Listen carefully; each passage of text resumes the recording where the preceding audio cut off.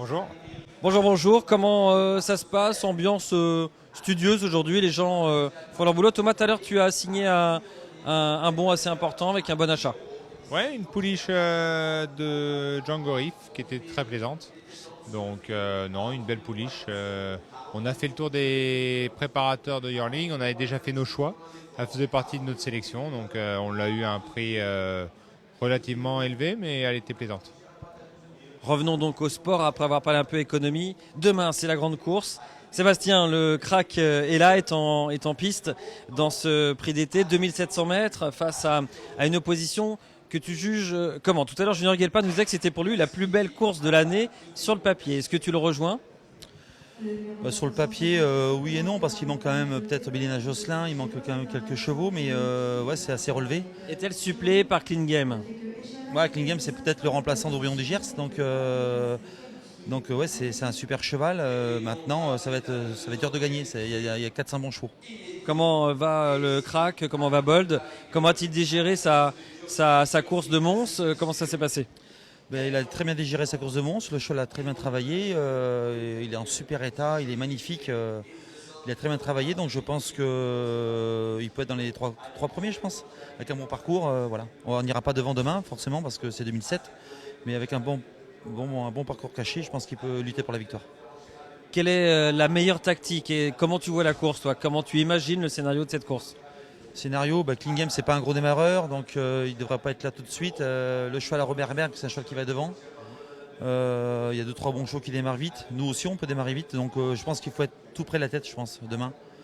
Et ensuite, subir un petit peu. On est obligé de subir et essayer de placer sa pointe de vitesse pour finir.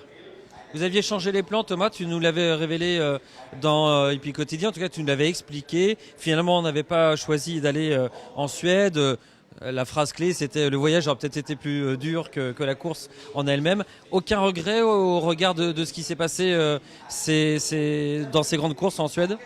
Non, non, faut avoir aucun regret parce que je pense que pour courir ces courses-là, c'est déjà des courses de haut niveau. Faut pas croire, en Suède, ils ont des chevaux de très haut niveau, on les voit quand ils viennent en France. Et faire autant de kilomètres, c'est avoir autant de désavantages par rapport aux chevaux qui sont sur place au quotidien. Donc pour affronter ces chevaux-là, il faut être sur un pied d'égalité. Et là, pour moi, on n'était pas sur un pied d'égalité parce qu'il n'y avait pas d'avion. C'était vraiment un transport très dur en camion. Donc, et puis le cheval avait eu la saison de monte. C'est un cheval, on a décidé de continuer sa carrière en prenant du plaisir. Donc on ne veut pas se mettre de contraintes, on veut que le cheval aussi prenne du plaisir.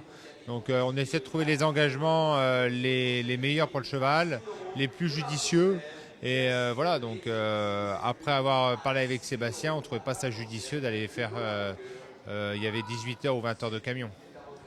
Seb, le contrat en tout cas, le processus que vous nous avez expliqué aussi après la déconvenue de Caille, on s'est tous inquiétés, ou en tout cas on s'est posé la question d'une fin qui est impossible. Vous nous aviez dit on fera toujours une analyse 48 heures ou 24 heures avant la course pour savoir si tout est vraiment ok pour ne prendre aucun risque. On est à la veille de la course, est-ce que ça a été fait et que dit cette analyse? Tout est bon, donc tout va bien. Donc go, on y va. Voilà, c'est ça. Mais à Cagnes, je pense que le problème qu'il y a eu, c'est que quand vous avez le numéro 7 ou 8 de Star à Cagnes, et quand vous ne collez pas la voiture, vous êtes déjà sur le pied de tête de 4-5 dans les virages, on ne se rend pas compte à la télé. Et après, au décrocher la voiture, vous refaites un effort pour vous placer. Et je pense que le cheval, peut-être qu'il était entre guillemets malade, mais ça l'a noyé.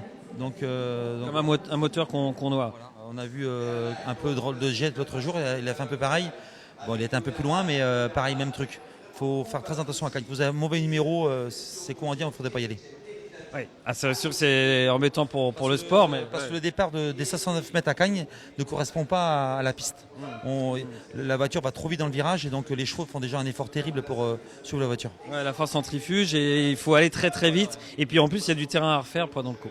Bon, c'est peut-être à étudier puisque on est dans une saison où on pense à beaucoup de changements, beaucoup de mouvements. Excusez-moi. Et c'est vrai qu'on parle beaucoup de ça dans les travées. Des changements, Sébastien, tu es impliqué dans cela, tu t'engages, comment tu vois cette année électorale? Oh, je la vois. Le problème, c'est on peut couper des têtes. Le problème, c'est que les gens jouent moins au PMU. C'est ça le vrai problème. C'est que s'il y a moins d'argent dans les courses, après, forcément, on est obligé de baisser les prix. Et donc, il faut faire rejouer les joueurs. Après, comment, je ne sais pas.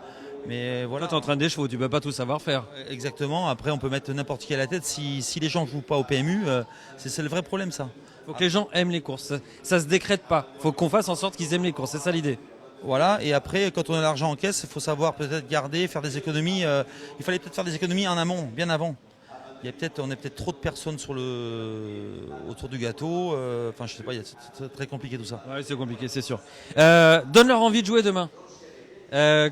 Comment faudrait qu'ils jouent? Enfin, pourquoi c'est une grande course sur laquelle il faut qu'on joue demain et qu'on encourage donc in fine la filière en jouant? Parce que déjà, ça va être une belle course, des bons chevaux. En principe, ces chevaux-là ne font pas de faute, donc le joueur peut jouer les yeux fermés sur les chevaux. Et puis moi, de mon côté, j'ai Tony Joe et Bold. J'ai 2 chevaux qui peuvent dans les 4 premiers, je pense. Donc c'est pas mal. Super, parfait. Juste un petit mot, parce qu'il nous en avait parlé, Pierre, il avait dit vendredi je ne serai pas là, Pierre Pilarski, le copropriétaire du cheval, écurie Pierre Pilarski pour l'entraînement. Parce qu'il avait un partant à Auteuil tout à l'heure, tu as regardé Sébastien ou pas? Non? Thomas, tu as regardé je crois. Je crois qu'on a un super cheval là. Hein. Oui. Il a un super cheval, mais on a vu un super cheval. Il a un très bon cheval, un cheval qu'il avait acheté aux ventes avec Guillaume Macaire qui s'appelle Galéo Conti. C'est un cheval qui a un très gros pédigré, ça fait longtemps qu'ils l'estiment. C'est un cheval qu'ils ont pris leur temps avec, il est invaincu et ils font de gros espoirs. D'après ce que j'ai pu entendre, ils espèrent un jour accéder au Graal, c'est le Grand Steeplechase de Paris, d'être partant dans le Grand Steeplechase de Paris. Mais tout ça, on va dire, en temps voulu parce que c'est un cheval qu'ils respectent et qu'ils aiment beaucoup. On aime tous les chevaux, on aime toutes les courses et on aime toute l'écurie de Sébastien Garato aussi. Bravo pour ton samedi de la semaine dernière. C'était quand même remarquable avec Flèche, avec cette arrivée où tu étais très présent et une écurie très forte. Eridan qui a gagné dimanche du côté de Volvega. Il va faire tout le tour européen? Ouais, Eridan et Billy vont faire les 5 étapes en principe. Billy avait gagné l'an dernier le classement. Eridan va le gagner cette année avec Billy deuxième. Je sais pas trop. On verra bien. Et Flèche, elle peut gagner les 2 disciplines. Tu vas la laisser sur l'attelé? Elle court le 14 monter à un groupe 2 sur 2175. Et ensuite, elle va se reposer un petit peu et puis on va alterner les deux. Ouais. Super. Bravo, très belle activité pour l'écurie Sébastien Garato. On a focalisé sur Bold, c'est l'actualité de demain. Mais il y a beaucoup d'autres champions à côté. Merci messieurs, belle suite de vente, à très vite.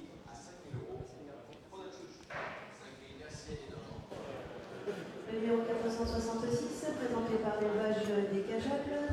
Il y a des Cajoles, c'est une femelle bénévole conservée par Charlie Dunoyer et Andra Soboli. A noter qu'elle est vendue avec un dossier vétérinaire. Charlie Dunoyer avec une mère Cocktail Jet, ici, non, avec un deuxième produit d'une mère très bien née, mère sœur, demi-sœur d'une classique, semi-classique, tango, Soboli. Allons-y, la suite de